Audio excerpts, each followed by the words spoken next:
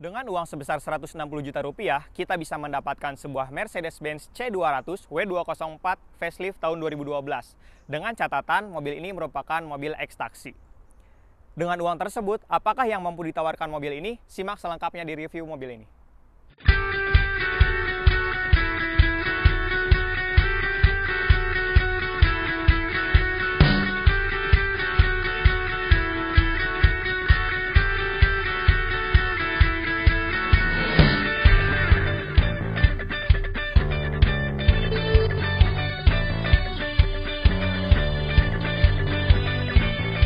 Assalamualaikum warahmatullahi wabarakatuh. Kembali lagi bersama saya Yuda Pratama. Di samping saya sudah ada sebuah Mercedes-Benz C200 W204 tahun 2012. Ini varian facelift ya. Nah, di sini bisa kita langsung aja ulas bagian eksteriornya. Untuk bagian depan ini, untuk lampunya, karena dia varian facelift, dia tuh bentuknya ada patahan di sini lampunya. Beda sama varian yang non facelift atau pre facelift, itu dia bentuknya mengotak seperti itu. Nah, untuk bagian lampunya kristal multi reflektor. Belum ada proyektor, belum ada HID. Di sini di bagian klaster paling luarnya itu lampu utama, di bagian dalamnya ada lampu dim dan ada lampu kota, terus di bagian bawahnya ada lampu sen. Nah, untuk grillnya sendiri sebenarnya ini bukan bawaan dari Mercy C200 W204, tapi ini untuk yang varian Avantgarde-nya. Sedangkan mobil ini varian klasik ya, karena mobil ini kan merupakan ekstaksi varian terendah dari mobil C200. Nah, terus di sini untuk logo Mercy-nya, ini juga harusnya dia logo yang timbul ke atas. Gitu, seperti di review Mercy sebelumnya. Cuma dia diganti sama pemiliknya jadi logo yang lebih simpel, lebih keren aja gitu kan. Nah, terus untuk ke bagian bawahnya, grillnya, di sini motifnya kayak apa ya? Bukan honeycomb juga sih, cuma bentuknya kayak trapesium gitu ya, kurang lebih lah. Nah, di sini untuk fog lamp-nya, untuk C200 dia masih berupa halogen, bulat seperti ini. Beda sama C250 dia udah LED bar. Kayak gitu, LED keren ya, putih gitu ya, horizontal. Untuk di bagian bawahnya dia ada tambahannya, body kit nih sedikit, biar nggak kegores ya, ada karbon-karbonan dari plastik aja sih. Oke, cukup untuk bagian depan, kita lanjut ke sektor mesin. Nah, untuk varian facelift ini, dia sudah menggunakan C200 CGI, yaitu Charge Gasoline Injection. Menggunakan mesin turbocharger sebutannya. Beda dengan yang sebelumnya yang pre-facelift, dia menggunakan supercharger. Dan mobil ini ditenagai oleh mesin sebesar 1800 liter, 1800 cc dengan tenaga sebesar 181 horsepower dan torsi sebesar 270 Nm. Artinya ada peningkatan 20 Nm untuk torsinya dibanding mesin sebelumnya yang kompresor. Turbocharger ini diklaim menjadi lebih irit dan juga menjadi lebih bertenaga untuk si C200 ini. Tenaga dan torsi tersebut disalurkan ke roda belakang dan juga menggunakan transmisi otomatis 5 percepatan. Cukup untuk sektor mesin, kita lanjut ke bagian samping. Nah, di bagian samping ini bisa kita lihat untuk velgnya. Dia ini pakai velg bawaan dari C280 Avantgarde kalau nggak salah. Ini diganti sama pemiliknya. Karena sebenarnya velg bawaannya itu bentuknya palang 7 seperti di gambar ini. Bentuknya agak-agak kurang keren gitu ya, bagusan yang ini. Untuk velg bawaannya tadi itu sebenarnya ukurannya 16 inch. Sedangkan diganti sama yang ini ukurannya 17 inch, lebih tepatnya 225/45 R17. Untuk rem depannya sudah menggunakan cakram, rem belakangnya juga udah. Oke, nah sekarang untuk wipernya dia sudah tipe yang hybrid ya, frameless. Nah di sini uniknya untuk lampu sennya dia bentuknya C kayak gini nih. Kalau nyala gitu ya kelihatan banget, itu ciri khas dari C-Class. Nah terus ke sebelah sini dia dilengkapi oleh list warna apa ini ya, kayak satin chrome gitu, bukan chrome yang terlalu menyala gitu. Untuk di bawahnya dia di sini garisnya itu warna hitam glossy. Oke, di sini untuk handle pintunya dia model tarik seperti ini biasa, tentunya belum ada smart key ya. Nah, kita ke ban belakang. Ban belakang ukurannya sama, velgnya juga sama, udah diganti. Remnya sama juga, rem cakram. Profil bannya sama seperti yang depan. Untuk tangki bensin, biasanya Mercy di sebelah kanan dan tinggal dipencet aja nih di sini. Jadi nggak ada tuas pembuka di dalam kabin, kayak gitu. Oke, kita lanjut ke bagian belakang. Nah, di bagian lampunya ini dia ada kombinasi nih. Untuk varian facelift ini dia udah dilengkapi dengan LED, beda sama pre-facelift yang belum LED.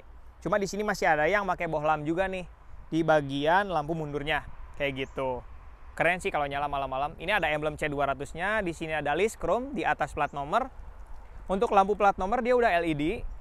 Terus di sini ada logo Mercedes-Benz tentunya. Dan di sini untuk tuas pembuka bagasinya dia tuas elektrik sebenarnya. Tapi karena akinya lemah tadi jadi nggak bisa kebuka nih kayak gini. Untuk bempernya dia tuh bentuknya kayak gimana ya, bagus sih ini kayak gini, kayak lebih tebal banget gitu ya keluar. Ini kadang juga disebut Mercy yang ke Jepang-Jepangan ini, W204 ini. Soalnya bentuknya emang kayak meninggalkan ciri khas Eropanya gitu ya. Mungkin mirip-mirip sama Civic FB ya, kayak gitu. Di bawahnya, di bagian knalpotnya, dia udah ada muffler cutternya kayak gini. Bentuknya bagus juga, keren. Cuma sayangnya C200 ini tidak dilengkapi oleh sensor parkir seperti di C250. Depan belakang udah ada, kalau di C200 ini nggak ada sama sekali. Untuk di sini ada emblem AMG, ini emblem tambahan. Cuma emang yang perlu digarisbawahi adalah kalau misalkan kita beli emblem tambahan itu yang lebih mahal kalau emang ada stoknya ya. Karena kalau yang murah tuh jadi warnanya kayak gini nih, agak-agak pudar nih. Jadi sayang banget gitu kan. Oke, sekarang kita untuk buka bagasinya, karena remote-nya lemah, akinya juga ini juga nggak bisa. Kita pakai kunci nih. Kunci ini bisa diambil dari sini gitu. Set. Ada tuas kunci ini di sebelah kiri sini. Set. Nah, oke. Untuk bagian bagasinya seperti ini. Nah, di sini ada untuk coakan penutup pintunya. Untuk di sini dilengkapi dengan lampu, jadi nggak perlu khawatir kalau misalkan lagi kebuka posisinya. Di sini ada segitiga merah pengaman gitu kan. Terus di sini di kanan ada lampu bagasi. Yang udah dari tadi diomongin apa sih, aki-aki kecil tuh ada di samping kanan ini nih. Sikring-sikringnya tempatnya ada di sini nih Mercy. Kayak gitu. Oke, kita tutup lagi. Nah, di bagian sini untuk ban serepnya kita buka, tinggal disangkutin di sini. Nah, dia untuk ban serepnya ini full size sesuai dengan keempat bannya. Oke, di sini ada toolkitnya juga. Ini masih ada ruang bagasi yang cukup lumayan kayak gitu. Oke, kita turunin lagi. Nah, di sini untuk pengaturan kursinya tadi, kalau kita mau melipat, mekanisme pelipatannya dari tuas di sini nih. Ditarik aja langsung. Drek. Untuk bagasinya dia bentuknya agak rata lantai, cukup bagus lah. Jadi gampang ngedorong barang kayak gitu. Oke, untuk bagian belakang cukup ini aja sih. Kita langsung aja ke bagian interior. Oke, jadi gini, sebelum kita bahas interiornya, untuk pintunya dia relatif berat ya, emang bodinya juga tebal gitu. Bahkan dibanding Toyota Kijang Innova sekalipun, ini bodinya tebal banget. Oke. Oh, suaranya juga bop gitu kan ya. Nah, sekarang kita bahas bagian door trimnya terlebih dahulu. Nah, di door trimnya ini, dia didominasi bahan soft touch. Di atas ini soft touch, di sini juga soft touch, di armrestnya soft touch, kecuali di bagian bawah di door pocketnya gitu ya. Di sini ada speakernya juga. Nah, untuk pengaturan jendelanya di sini udah ada window lock, power door lock. Untuk power door locknya udah all auto di 4 sisi jendela. Terus di sini ada electric retract-nya juga nih. Tentunya pengaturan spion juga elektrik pastinya. Di sini ada 2 tombol pengunci dan pembuka kunci untuk pintunya. Terus di sini door handle-nya dia warna silver juga ya, satin chrome sebutannya sebenarnya lebih tepatnya. Terus di sini ada ornamen warna hitam glossy kayak gitu. Nah, sekarang kita lanjut bahas untuk kuncinya. Kuncinya kayak gini bentuknya. Simple, ada 3 tombol, disebut juga kunci pistol. Tapi kayaknya lebih cocok disebut kunci flash disk nggak sih? Soalnya kayak flash disk banget gitu kan. Nah, 3 tombol ini, yang pertama ini ada tombol pengunci, yang kedua ada tombol pembuka kunci, yang ketiga ada tombol pembuka bagasi. Nah, by the way, di mobil ini itu ada 2 aki, di depan sama di belakang. Di depan yang lebih besar, di belakang agak kecil untuk menunjang kelistrikan di mobil ini. Nah, cuma karena aki mobil ini lemah yang bagian belakang, jadi dia nggak bisa berfungsi nih remote pembukanya. Harus dibuka dari belakang, dan juga nggak ada tuas pembuka dari sini gitu kan. Untuk interior mobil ini secara keseluruhan, dia warnanya didominasi warna hitam kayak gitu. Untuk plafonnya di sini, pilarnya dan bagian atas plafon ini itu dia warnanya abu-abu muda kayak gitu. Nah, sedangkan untuk jok, dia jok di sini menggunakan bahan kulit. Dan di bagian tengahnya sudah perforated. Jadi untuk buat yang keringetan agak bagus gitu ya. Karena ada udara di sininya gitu kan. Untuk pengaturan jok, dia ada kombinasi nih antara manual dan juga elektrik. Di sini ada sliding, reclining, terus ini juga ada pengatur ketinggian, ada yang manual dan juga elektrik seperti itu. Ini posisinya bisa sampai rendah banget ya sebenarnya nih. Tuh. Cuma resikonya kalau misalkan rendah banget, kita tuh kesannya kakinya ngangkat gini nih. Jadi kurang support ke posisi duduk kita gitu kan. Ya, meskipun ini sebuah Mercedes-Benz, karena ini merupakan C-Class, jadi ya seperti ini gitu. Tidak begitu leluasa interiornya. Oke, sekarang kita bahas untuk bagian setirnya nih. Di bagian setirnya ini, dia tuh sepertinya sudah dilapis kulit, tapi ini di retrim lagi karena bekas taksi emang rata-rata udah rusak gitu setirnya ya, karena kilometernya juga tinggi 200 ribuan gitu. Nah, di sini untuk bentuknya 4 palang seperti ini, ada logo Mercedes-Benz tentunya. Di bagian kanan ada audio steering switch, ada voice command, dan di bagian kiri ada pengatur MID seperti itu. Dan di sini juga ada ornamen satin chrome juga ya. Nah, di sebelah kanan dia nggak ada tuas sama sekali, karena untuk sein Mercedes-Benz itu ada di sebelah kiri, dan di bagian bawah sini ada cruise control gitu. Tapi masih belum adaptif ya. Oke, di samping kanan ini di bawah kisi AC dia ada tombol lampu udah auto. Nah, di sini ada untuk pengaturan lampu dim, fog lamp-nya, terus ada lampu parkir nih khas Mercy. Di sini juga ada headlamp leveling nih kayak gini. Nah, terus di sini ada lampu fog lamp depan sama belakang, aktif deaktifnya. Untuk part release-nya dari sini. Untuk part brake-nya dia sistem injek dari kaki sini nih di bawah. Nah, untuk speedometernya sendiri dia desainnya ada 3 lingkaran. Ini nuansanya sporty banget gitu ya, kesannya tuh jadi bawaannya pengen ngebut gitu ya bawa mobil tuh. Nah, di sini bisa kita lihat untuk tampilan dari speedometernya. Di sini udah full TFT MID. Di sini MID-nya terintegrasi ya antara yang di tengah, di speedometer bagian tengah, sama di layar sebelah sini nih. Nah, di sini ada beberapa informasi standar seperti dia sudah berapa odometernya, terus ada kecepatan, terus ada kecepatan rata-rata, terus ada konsumsi BBM dan jarak tempuhnya seperti itu. Terus ada indikator gigi juga nih, PRND sama E. E-nya itu adalah mode berkendara, Eco atau enggak satu lagi Sport. Ada 2 mode berkendara aja nih, gitu kan. Terus di sini ada indikator ABS, indikator park brake gitu kan. Di sini ada indikator seat belt, juga di kiri ada indikator vehicle stability control kayak gitu. Ada indikator suhu tentunya biasa dan indikator bensin. Nah, di sini ada radio untuk MID-nya. Nah, MID juga bisa diputar di sini nih. Jadi dioperasikan dari sini maupun dari setir kayak gitu. Nah, sekarang kita lanjut bahas bagian tengahnya nih. Di layar ini bisa kita kendaliin dari sini. Jadi ini tuh bisa di ke atas ke bawah, bisa diputar juga ya, rotasi bisa ke atas ke bawah, ke kanan kiri kayak gitu. Ada info, preset, radio, FM, sound, dan lain-lain. Ini terlalu banyak sih fiturnya ya. Nah, untuk desain dashboard bagian tengahnya ini, dia dibandingkan dengan varian pre-facelift, itu pre-facelift tuh agak simpel banget gitu ya. Kotak-kotak aja. Kalau ini lebih sporty kesannya gitu. Bentuknya lebih tajam-tajam gitu kan. Nah, untuk kisi AC-nya dia bisa dibuka tutup, dan arahnya juga arah semburannya bisa bebas. Terus di sini ya khas dari Mercy, emang belum ada layarnya untuk tipnya gitu ya. Nah, tapi ada layar di sini MID-nya, terus di sini ada radio, input CD, ada navigasi, Bluetooth teleponi ada juga gitu kan. Di sini ada nomor-nomor juga nih bisa untuk telepon. Di bagian tengah ini ada lampu hazard. Jadi hazardnya itu kalau dinyalain dia kelap-kelipnya tuh mengikuti lampu yang ada di sini indikatornya gitu. Lucu ya, unik. Di sini ada Eco. Terus di sini banyak tombol dummy sih, ada 5 di sini. Nah, untuk AC-nya sendiri dia sudah dual zone, kanan kiri bisa terpisah untuk suhunya. Terus dia sudah auto climate control juga nih, gitu.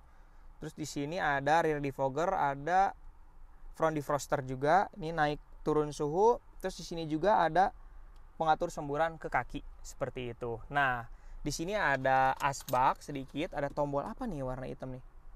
Aduh, kurang tahu juga ya. Nah, terus ini bisa dibuka tutup nih untuk lacinya. Di sini transmisinya otomatis 5 percepatan. Bisa juga sekuensial kayak gitu. Bisa ubah sendiri ke kanan untuk menambah gigi, ke kiri untuk mengurangi giginya, dan ada mode Eco Sport di sini, dipencet di sini. Di sini ada pengaturan MID-nya di sini. Terus di sini ada laci tertutup juga nih. Bagus juga nih mekanismenya.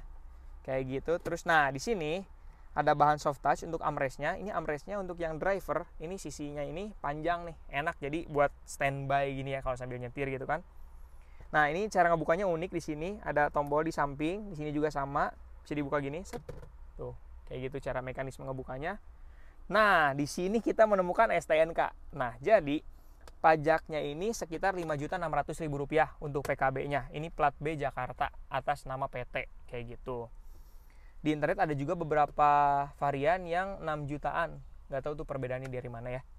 Nah, oke, di belakang sini ada kisi AC 2 buah, bisa dibuka tutup juga. Untuk di samping sini, tadi untuk glove box-nya dia sudah soft opening, kayak gitu. Dan ada lampunya juga, dan dilapis dengan kain sejenis bludru. Kayak gitu. Apakah ada ventilasi AC? Oh, kayaknya belum ya, zaman dulu emang belum. Di atas penyimpanan yang besarnya, di bawah yang kecilnya, seperti itu. Terus kita beralih ke atas di sini untuk sudah dilengkapi apa ini namanya? Oke, kita lanjut ke bagian atas. Nah, di sini untuk sun visor-nya dia sudah dilengkapi dengan vanity mirror dan juga lampu. Nah, ini lampunya kadang nyala, kadang enggak nih ya. Kayak gitu. Untuk hand grip-nya model retract sudah dilengkapi di keempat sisi penumpang. Nah, yang bagus juga airbag-nya itu selain disetir di sini, di depan sini penumpang dan juga ada di curtain airbag. Airbag hordeng bahasa Sundanya ya. Nah, di sini kayak gitu di samping. Jadi aman banget lah untuk safety-nya. Kayak gitu. Terus ini untuk spionnya dia agak susah digerakin gitu ya. Apakah dia monokromatik gitu? Saya masih kurang tahu. Buat kalian yang udah tahu komen aja di bawah. Di sini ada lampu baca, ada 2 buah. Sini kayak gini nyalanya. Untuk sun visor di penumpang depan juga sama, sudah dilengkapi dengan vanity mirror dan juga lampu. Nah, sekarang lampunya yang nyala yang kiri. Kemarin padahal yang kanan. Nah, oke, kayak gitu aja. Kita langsung aja ke baris kedua. Oke, sekarang saya sudah berada di baris kedua dari mobil C200 W204 tahun 2012. Untuk door trimnya, dia bahannya soft touch, sama. Dan di sini ada speaker, juga di sini ada bilah warna hitam glossy juga. Untuk door pintunya, door handle maksudnya dia warna satin chrome juga. Di sini untuk power window-nya all auto sama seperti yang tadi. Di sini soft touch juga. Dan di bagian bawahnya di sini baru ada hard plastik nih. Dan ada speakernya. Cuma sayangnya di sini tidak dilengkapi dengan door pocket seperti di depan. Untuk kursi depannya di sini ada seat back pocket belakangnya. Cuma bahannya agak keras nih, unik ya. Nah, terus tadi yang ketinggalan dari depan nih, ini ada seat belt yang udah ada head adjuster. Dan di sini ternyata untuk kursinya joknya ada lumbar support nih. Jadi punggungnya bisa lebih tegak gitu kan, kayak gitu. Lebih enak lah posisi mengemudinya. Terus di belakang sini dia udah ada 2 buah kisi AC yang bisa dibuka tutup. Nah, di sini dia ada asbak dan juga soket lighter 12 volt kayak gitu. Nah, di sini karena dia merupakan penggerak roda belakang, jadi tunnelingnya tinggi banget nih. Agak kurang enak, tapi untungnya emang karena dia dimensinya agak lebar itu, jadi cukup enak lah. Masih aman kok duduk tigaan gitu kan. Nah, untuk di sini joknya dia emang agak-agak pendek dan supportnya juga nggak begitu bagus lah ya. Tapi secara keseluruhan untuk legroom, ini posisi mengemudi saya tinggi 165 cm. Legroomnya masih lega, ada lebih dari hampir 15 jari gitu kan. Untuk headroom memang untuk C-Class ini agak-agak sempit gitu ya. Ini sisanya paling sekitar 4-5 jari kayak gitu. Ya begitulah, namanya juga sedan Mercy entry level. Nah, terus di sini dia seat beltnya sudah rapi, tertutup cover. Ada 3 titik juga dan termasuk yang kursi penumpang tengah nih kayak gini. Nah, untuk armrestnya adjustable 3, ada 3-3-nya aman, oke. Dan di sini jangan lupa pastinya ada armrest. Kan? Pantes ya bisa jadi armada taksi Silverbird gitu kan, mewah gitu. Bisa kita buka juga di sini. Nah, di sini ada tempat penyimpanan juga, dilapis kain sejenis bludru juga. Nah, di sini cup holder yang keren mekanismenya pas dibuka. Ini bisa kita lihat. Kayak robot. Cuma ini kayaknya agak-agak kasar gitu ya karena udah lama kayak gitu. Keren aja sih. Berasa banget mewahnya gitu kan. Nah, untuk di bagian belakang sini dia sama, sudah ada hand grip model retract, hooknya di kanan kiri. Di sini ada lampu juga nih. Oke, jadi sebelum ke tahap kesimpulan, di sini saya mau berbagi dulu nih kemarin tuh. Jadi kan nyari mobil X-Taxi itu nggak gampang-gampang, susah gitu kan ya. Berburunya udah beberapa kali, suka dukanya gitu kan. Jadi nyari unitnya emang apakah itu cocok sama kita atau enggak gitu pertama. Dan pastiin buat kalian yang berminat sama X-Taxi itu kalian, kalau misalkan kalian itu bukan orang yang ngerti mobil, pastiin kalian punya temen yang ngerti mobil kayak gitu. Itu yang pertama.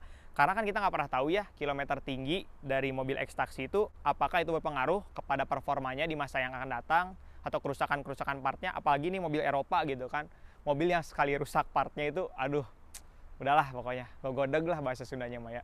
Nah, terus di sini tuh waktu itu pengalaman kita sebenarnya apa aja sih keluhan dari Mercy ini? Yang pertama itu ada di engine mountingnya. Jadi dia tuh nggak stabil gitu yang kanan kirinya. Jadi nggak bisa di spurring and balancing. Nah, makanya diperbaiki dulu di bengkel. Bengkelnya sih bukan bengkel khusus Mercy sebenarnya gitu ya. Karena biar lebih menekan budget gitu kan. Mobil Eropa tuh keluhannya sensor sih sebenarnya biasanya gitu kan. karena dia tuh sensitif banget kalau ada kerusakan, sensornya nyala, indikator nyala di MID, di speedometer gitu kan. Waktu itu kita masalahnya ada di pintu sebelah sini. Jadi pintu kap mesin itu nggak rata gitu, ada miring ke kanan, diperbaiki lagi bautnya miring ke kiri kayak gitu. Dan sensor ini emang rewel gitu. Kalau ada yang kurang presisi, ya nggak mau gitu. Akhirnya sempat beberapa kali juga bolak-balik ke pool Bluebird itu gitu kan untuk memperbaiki. Cuma enaknya mungkin untuk Bluebird, nggak tahu untuk vendor taksi yang lain tuh kayak gimana gitu. Di sini saya nggak disponsori sama Bluebird gitu.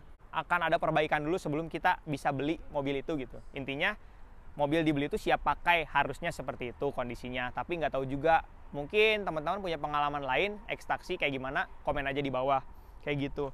Terus paling dukanya lagi apa ya? Ya itu sih, suka ada aja sih kalau misalkan masalah mobil yang kilometernya tinggi itu ya karet-karetnya pada aus gitu. Tapi secara kondisi dan emang harga gitu ya, harga yang murah banget, ini 160 juta bisa dapat mobil kayak gini, sedangkan harga pasaran biasanya itu masih berkisar 200 jutaan kayak gitu. Ya mungkin sebanding lah ya dengan kilometer yang tinggi dan lain sebagainya. Sejauh ini dipakai keluhan, nggak ada keluhan berarti gitu ya. Jalan-jalan masih enak, suspensi enak, kaki-kaki juga nggak ada bunyi sama sekali gitu kan. Sekarang kita balik ke pertanyaannya.